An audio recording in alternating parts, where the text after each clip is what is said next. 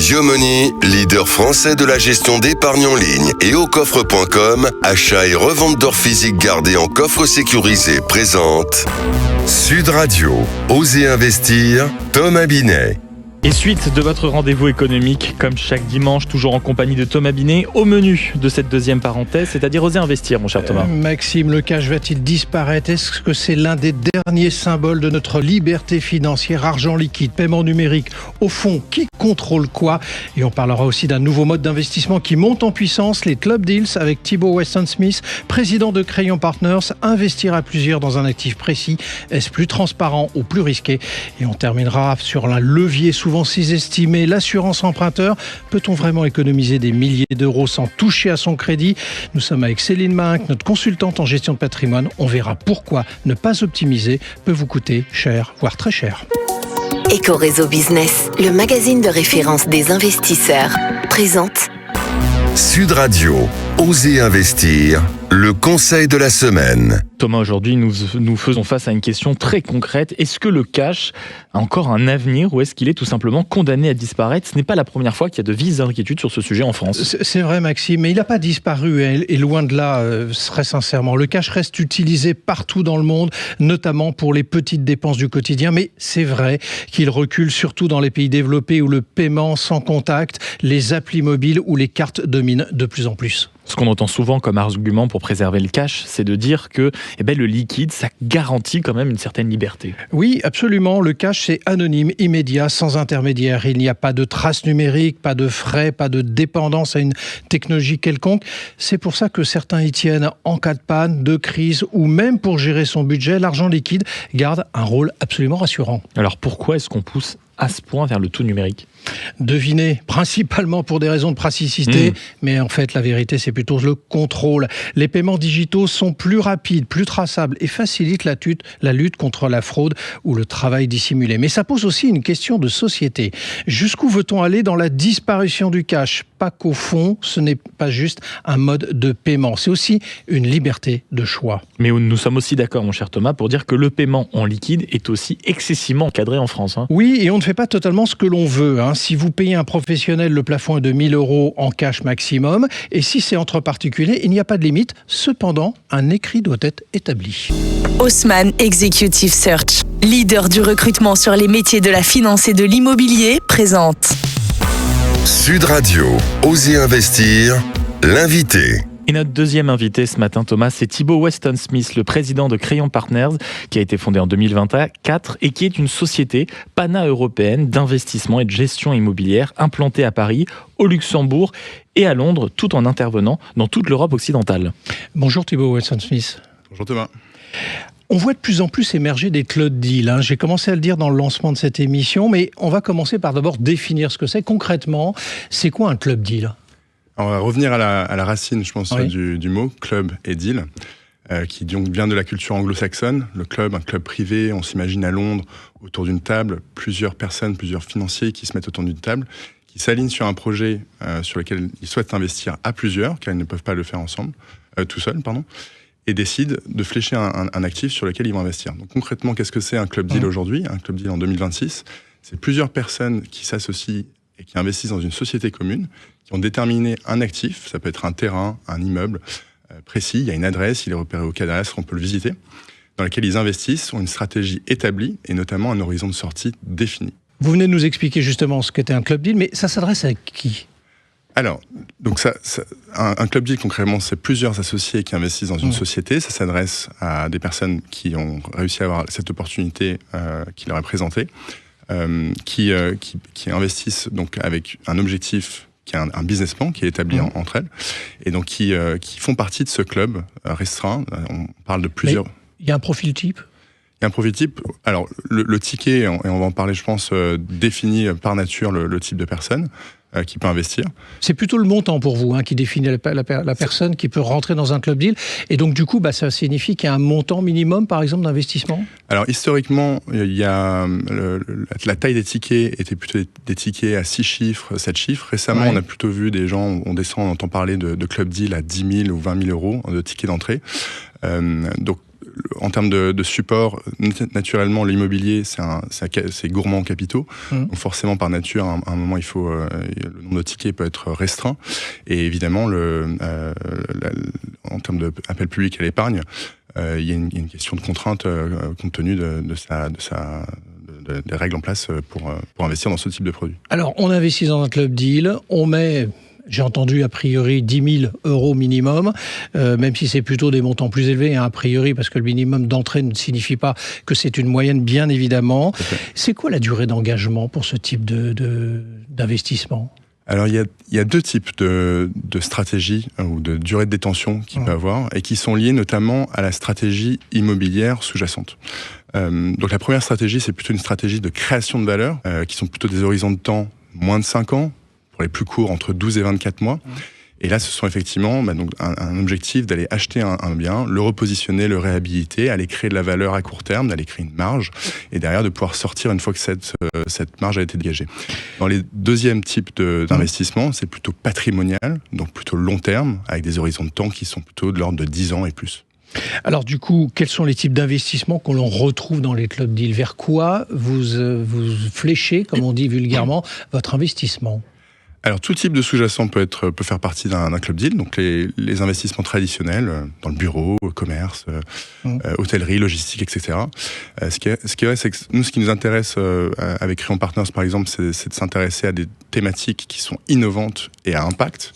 Et donc, justement, de pouvoir identifier des stratégies où on déploie des capitaux en ce sens, dans l'immobilier, mais avec des choses qui répondent aux enjeux, notamment sociétaux. Est-ce qu'il y a des zones géographiques, on va s'intéresser un petit peu justement au territoire. Est-ce qu'il y a des zones géographiques qui sont plus intéressantes pour investir ? Et si oui, lesquelles ? On va revenir aux fondamentaux de l'immobilier, emplacement. Ouais. Donc c'est vrai que la question du marché dans lequel on se positionne, plus la ville est grande, plus le marché est profond, plus la liquidité est forte. Et c'est vrai que c'est un arbitrage en réalité quand on parle beaucoup de rendement et de yield, notamment à court terme, combien est-ce qu'on peut générer. Les grandes villes ont cette résilience et certes les prix sont plus élevés, mais c'est également parce qu'il faut toujours réfléchir à sa sortie, et notamment dans un club deal, on a identifié le moment où on souhaite vendre les actifs, justement de pouvoir arbitrer sur ça. Donc je pense que ça dépend de tout un chacun. Si on souhaite investir dans des villes de tiers 2, 3, etc. Certes, la perspective de rendement peut paraître plus élevée, mais il y a également un risque de liquidité qui est plus difficile. Alors je voudrais vous faire parler justement des risques. On dit souvent que l'investissement peut être risqué et que c'est jamais sans risque totalement. Est-ce que dans votre domaine, donc les club deals et les investissements vers lesquels vous allez, il y a des risques réels? Et si oui, comment sont-ils encadrés pour protéger l'investisseur ? Alors, très bonne question. Il y a plusieurs types de risques, je pense qu'on peut établir. On va partir déjà du risque de l'opération en elle-même, donc le risque de l'immobilier. Donc, il y a tout type de risque qui peut être pris dans une opération. Ça va passer des risques, par exemple, dépôt de permis, obtention de permis.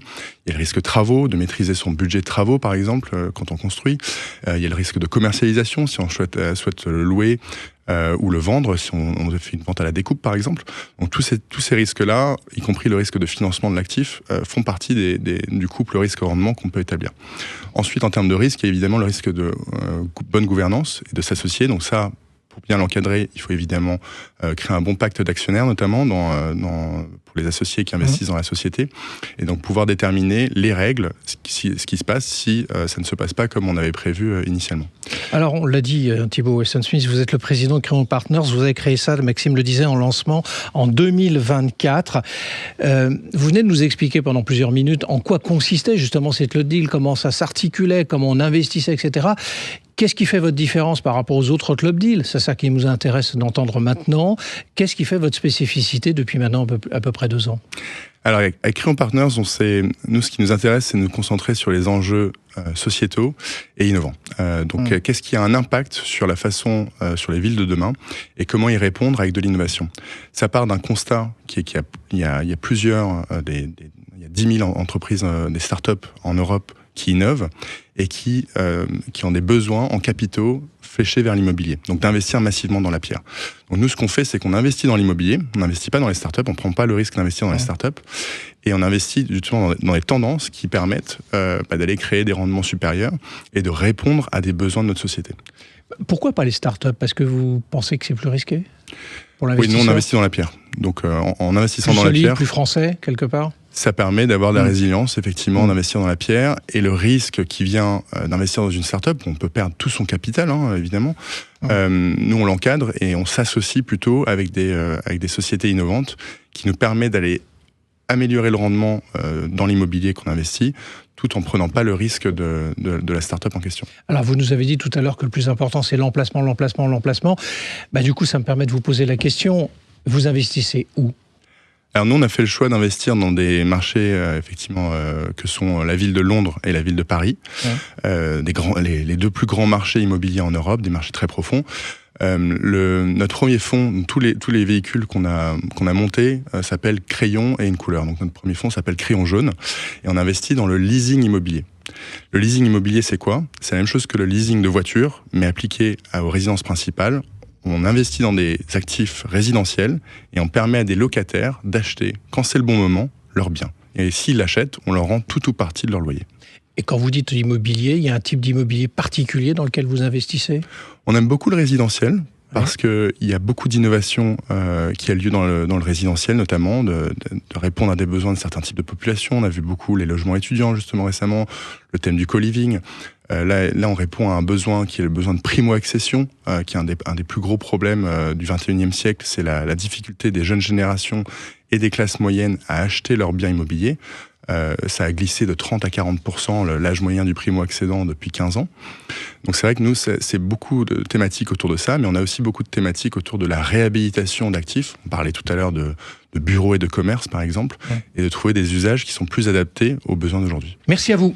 Merci beaucoup, Thibault Weston Smith, d'être passé du côté d'Oser Investir ce matin. Et je rappelle donc que vous êtes le président de Crayon Partners.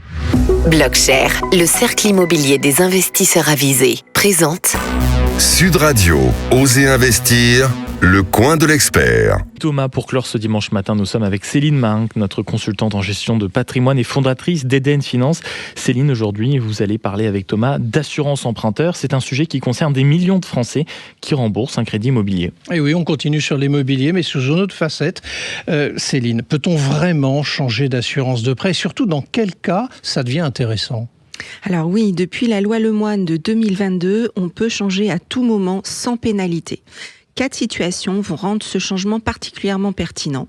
Votre profil de risque s'est amélioré. Par exemple, vous avez arrêté de fumer. Votre situation professionnelle a changé. D'indépendant, vous êtes devenu salarié. Vous avez des activités considérées à risque, du parapente, de l'escalade, de la course sur circuit, qui sont exclues la plupart du temps de votre contrat groupe, ou tout simplement, vous n'avez jamais comparé. L'assurance groupe de la banque est calculée sur une moyenne. Elle est rarement la plus avantageuse pour vous. Les économies peuvent dépasser plusieurs milliers d'euros sur la durée d'un prêt. Alors comment on procède et par où on commence surtout ? Par la FSI, la fiche standardisée d'information. D'accord. Votre banque doit vous la remettre dès la première simulation. Cette FSI liste exactement les garanties exigées. C'est votre boussole pour comparer. Après avoir validé et activé votre assurance alternative, vous envoyez votre demande de substitution par lettre recommandée. La banque a 10 jours ouvrés pour répondre. Tout refus doit être motivé par écrit. Alors sur votre sujet, comme sur celui de notre invité, est-ce qu'il y a des points de vigilance à ne pas négliger ? Bien sûr. Par exemple, vérifier l'équivalence des critères, des garanties critère par critère. Moins cher, ça ne veut pas dire mieux couvert. Et puis, il faut contrôler également la quotité de l'assurance sur chaque tête. 100%, c'est pas la même chose que 50%. Et surtout, méfiez-vous du vide de couverture entre les deux contrats. Certains contrats prévoient des délais de carence de 30 à 90 jours. Quelques jours de double cotisation, ça vaut mieux qu'un mois sans couverture. Et votre mot de la fin, Céline ? Alors, l'assurance emprunteur, c'est le deuxième poste de coût d'un crédit. La loi vous donne la possibilité de négocier. N'hésitez pas à optimiser votre prêt immobilier. Merci à vous. Merci beaucoup, Céline Mahinck, d'avoir été avec nous ce matin. Et mon cher Thomas, on vous retrouve la semaine prochaine, comme tous les dimanches. Plaisir. Et joyeuse Pâques. Sud Radio, Oser Investir, Thomas Binet. Avec Yomoni, leader français de la gestion d'épargne en ligne, et aucoffre.com, achat et revente d'or physique gardé en coffre sécurisé.